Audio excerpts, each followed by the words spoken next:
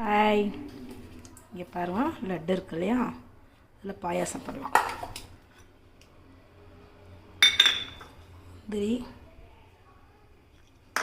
பாதாம், நெய், பால். ஓகே, நெய் ஊற்றிக்கிறோம்.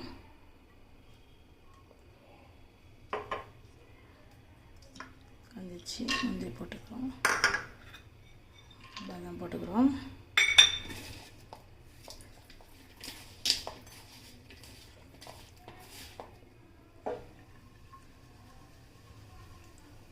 செவந்து வருது பாருங்க, லட்டு பாயாசம்.